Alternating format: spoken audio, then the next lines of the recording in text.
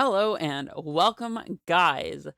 Zendikar Rising, the new set, it's out, and I have acquired some of the cards here. So today we're going to be playing what you might affectionately call Flippin Amulet.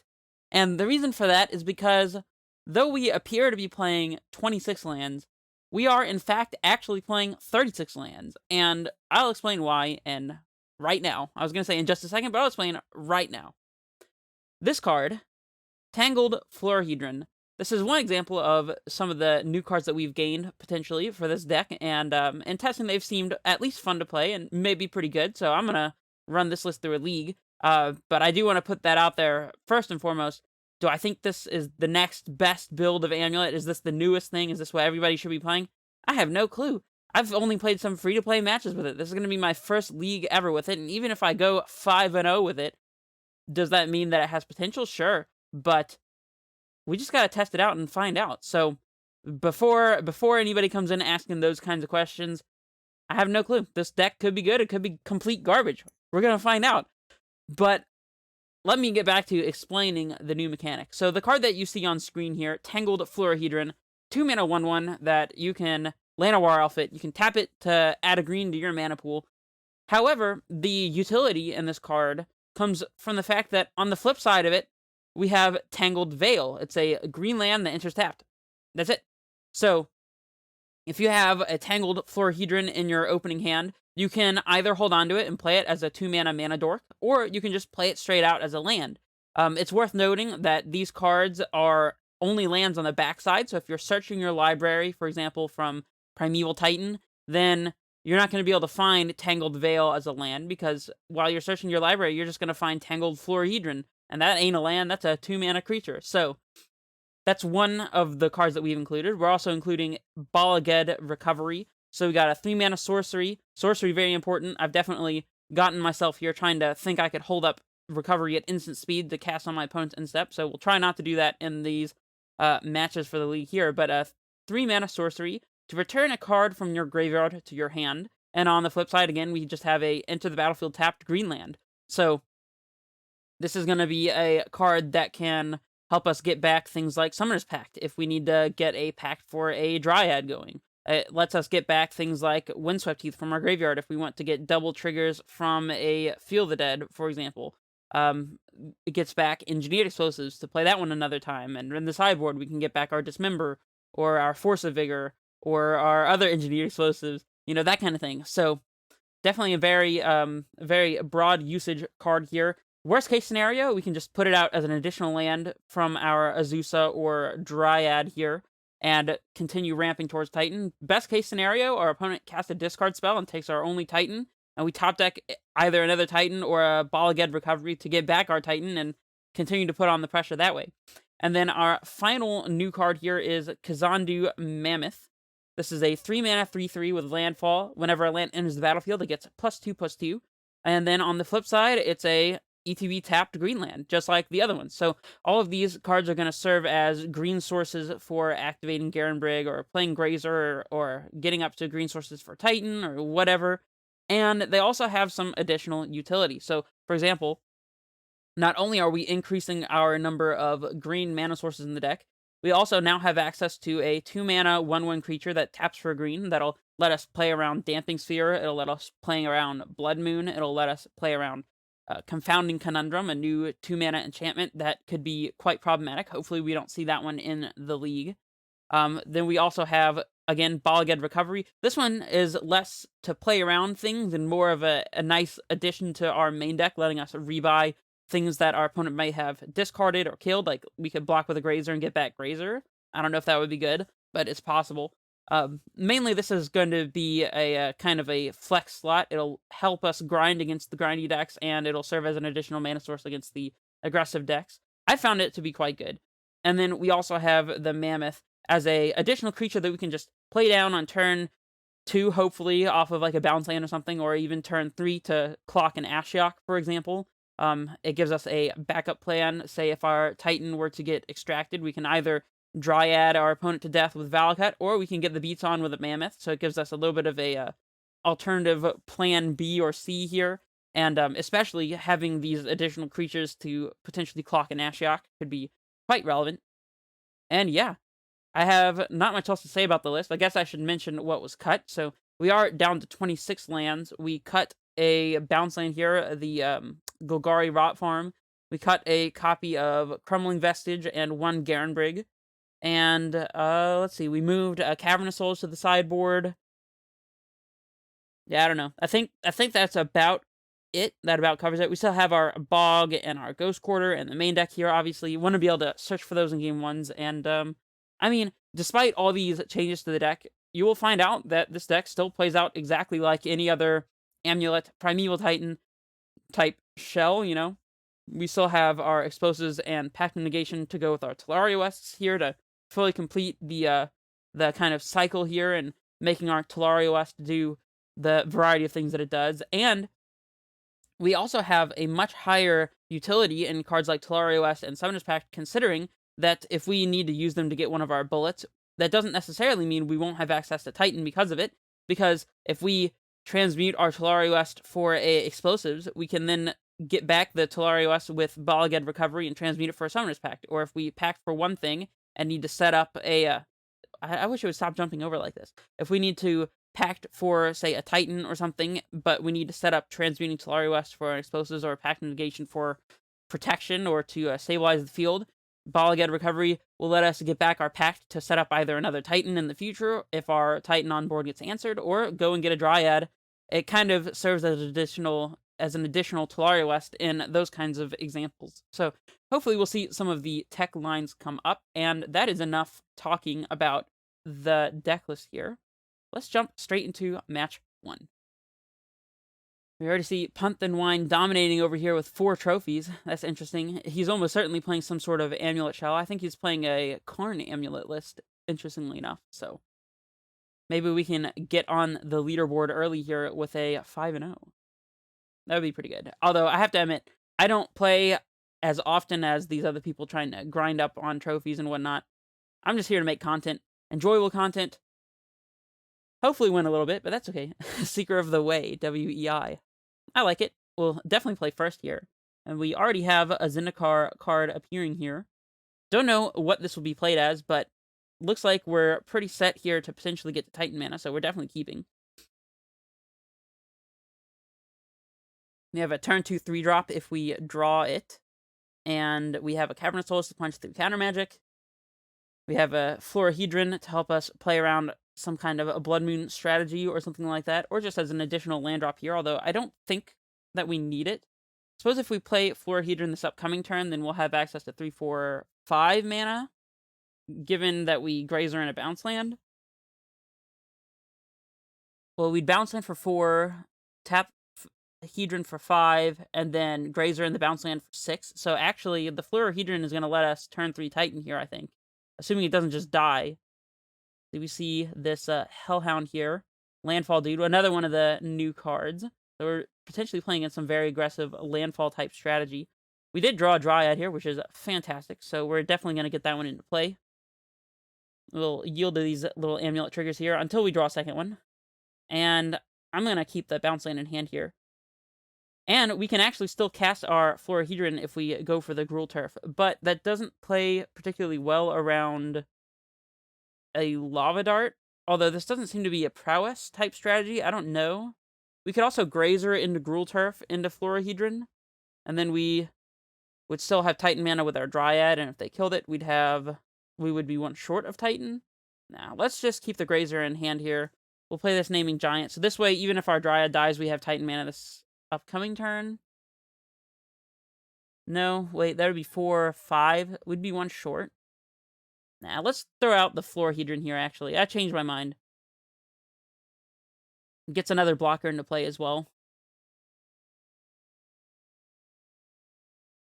Definitely not going to be useful as an additional land here at this point in time. So let's just put that one into play.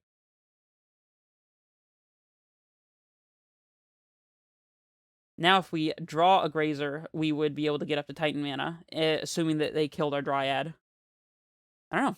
Our opponent has a lot of stuff going on over there, but it's not clear whether they're going to be able to beat our soon-to-be-resolved Primeval Titan.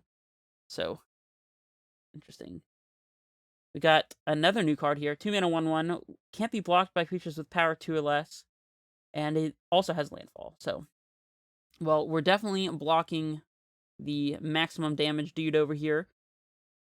And we could trade our Florahedron with their 1/1. I don't hate that. We could be playing into a mutagenic growth, but I mean, oh wait, does this can't be blocked with creatures with power 2 less? I just read that. Okay, well, we're taking the damage there anyways, but yeah, whatever. This is still fine. What's going on? Cancel. I guess we're not blocking with that one. All right. And yeah, we just have Titan here, so let's do the Titan thing. Get our mana going here first.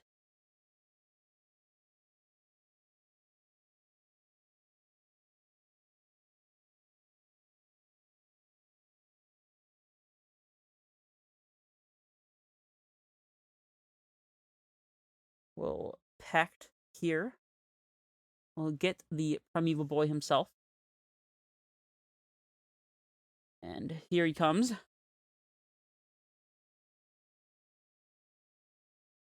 We'll get Valakut and the Hasteland here. And we'll attack, and we'll get Vesuva copying Valakut, I'm assuming, and second Valakut. That'll be 3 times 2 is 6 triggers times 3 each is 18. So I think our opponent's just straight up dead here. Sorry, opponent. You thought that you were going to be able to kill us here, but we were a little bit faster.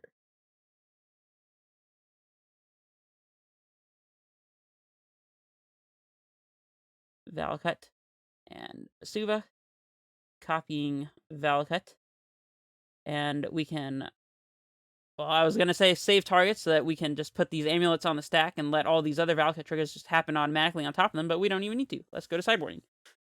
Okay, our opponent's playing something fast and aggressive. We probably want Dismember to try to kill off their creatures and not give them the chance to get off the ground. Explosive seems good. Baloth seems like it might be a great way to gain some life and stabilize, and it does seem to block their creatures pretty well. I'm not sure that I expect Blood Moon. We did see both a Sacred Foundry and a green-red land, if I'm not mistaken. I'm not sure. I'm not going to go back and double check. I'm too lazy, but I'm pretty sure they were a 3-color over there. So I'm not sure that I expect Blood Moon here. We definitely don't need Pact of Negation or Bojuka Bog. Those ones are kind of dead. I'm a little worried about Florahedron potentially dying to, like, Bolt or, again, Lava Dart. I don't really put them on Lava Dart at this point, just seeing that they're on Landfall shenanigans. So using Florahedron as a blocker might be quite valuable. Let's see, what else? Recovery seems a little slow here. Even though it is an additional land, I don't see recovery being necessary, so we can trim on those. Mammoth seems alright. Let's see. Gotta cut one more card. Grazer's fantastic. Azusa's probably pretty good. We could cut one Mammoth, perhaps. We still have plenty of mana sources. Yeah, Mammoth also dying to Bolt. Generally not going to be great for us here, so...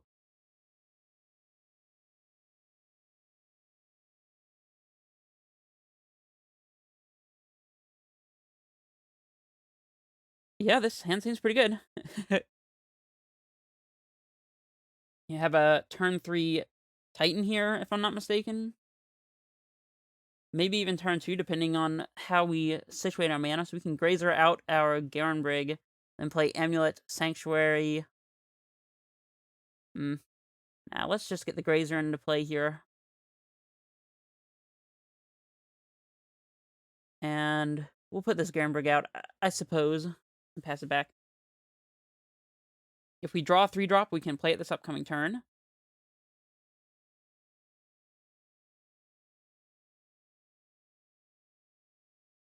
Hopefully our opponent doesn't have anything to stop us from blocking. Our opponent's on Naya Landfall Aggro. That's a new one from the Zendikar releases, for sure. What you got for us, Goblin Guide? Dryad. Love to see the 3-drop on top again. Let's go ahead and absorb this 4 damage, perhaps. That seems good.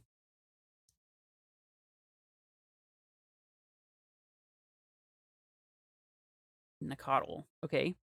So, we're definitely getting Dryad into play. Let's see. If we play Amulet, Sanctuary, Hack for Azusa, We can go up to 4 mana and then also play Dryad, but have to pay for pack the upcoming turn. I think it's better just to hope we're not dead and plan to cast a Titan with Valakut active this upcoming turn. Although we may be forced to block with our Dryad, but that would be fine. We can pick up our basic forest, so we can go field basic forest and still be able to cast Titan without having to play our bounce land twice and pick up lands. And that seems like it should be a decent line. I suppose if we lose our Dryad, then we'll need to pack for Azusa to be able to play our Titan. We'll have these 3 lands in play, so we can play Sanctuary once, play Azusa, play Sanctuary twice more, and play Titan using our Summoners Pack. So I'm actually going to keep the Sanctuary in hand here.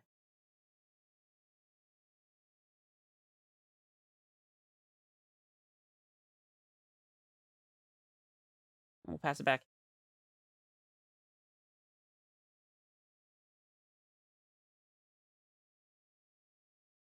You can go ahead and yield through this turn. Nothing we're going to do.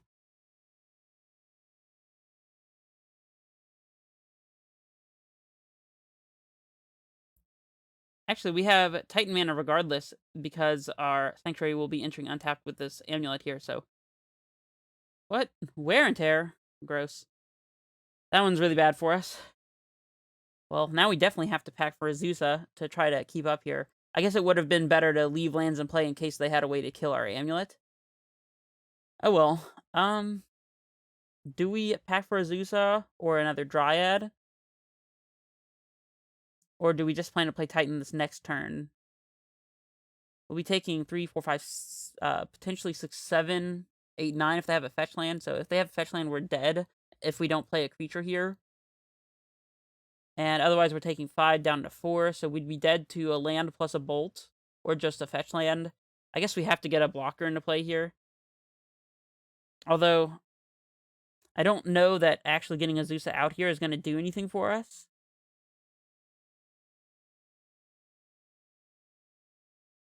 Since we won't be able to cast a Titan the turn after, I guess we just have to hope we're not dead and slam a Titan and hope that's good enough. So that's the line I'm going to go for.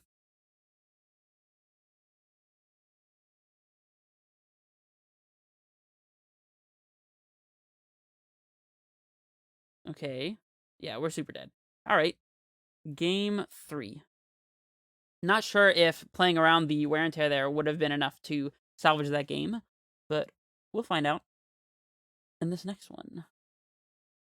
Well, hopefully we don't get wear and teared for full value in this game.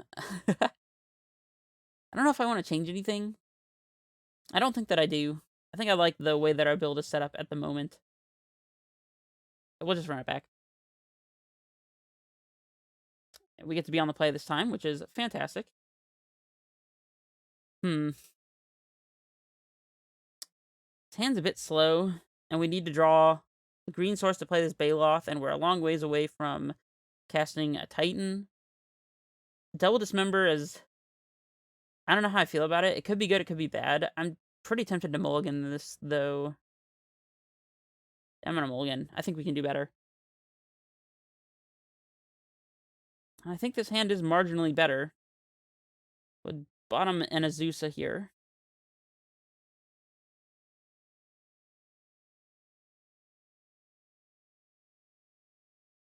I'd like to draw an Amulet or a Grazer off the top here, I think would be the best.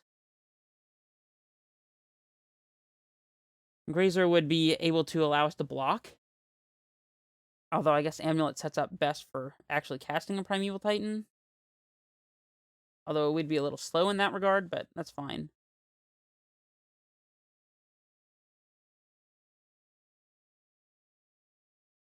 Okay.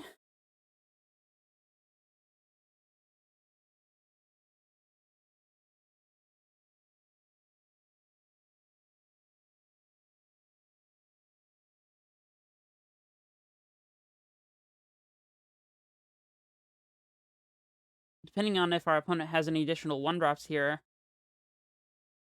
explosives might have been a good draw. We will see, though. There is a Grazer, which is quite nice, actually. We can play Azusa into Sanctuary, pick up the forest, replay the forest, play Grazer, and then any untap land off the top lets us play Titan. I like that.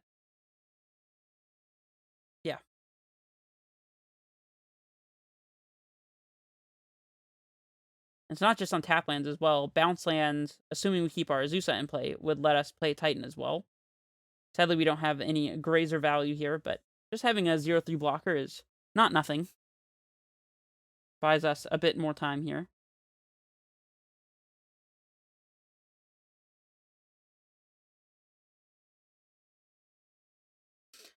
Well, we're definitely taking damage from this elemental here. We don't even have the choice of blocking it, sadly.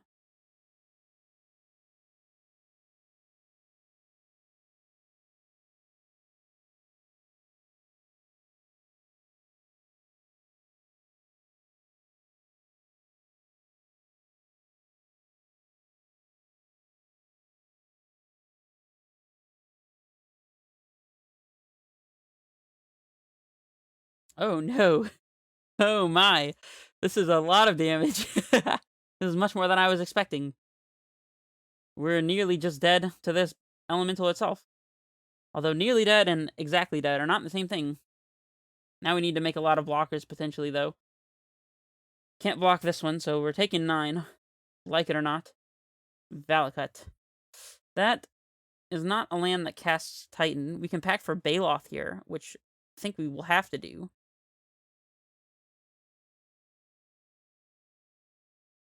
We could also... I guess packing for Grazer doesn't make a whole lot of sense just to get Dryad in play, because there's no way we're going to be able to trigger Dryad this upcoming turn, so let's just play our Valakut, and I guess Dryad, and the hope is that we untap to be able to cast Titan this upcoming turn, in which case we can just mow down their board with Valakuts, or even just kill them, getting second Valakut and Vesuva. Let's see, if we play Dryad here, then we can block the, this guy. No, wait, we can't block him. So let's just assume our opponent doesn't have access to another land here. We can block the Rallier and take 1, and if they do have a land, we can go and block here and take 3, 4, 5, 6. No, I guess it's lethal if they have any land. Well, no, I guess we could block here and take 5 total. 2 from this and 3 from this, assuming they don't have a fetch land. Yeah, I still think this is going to be the better line, though. I don't think packing for Baloth is actually going to let us accomplish anything, so...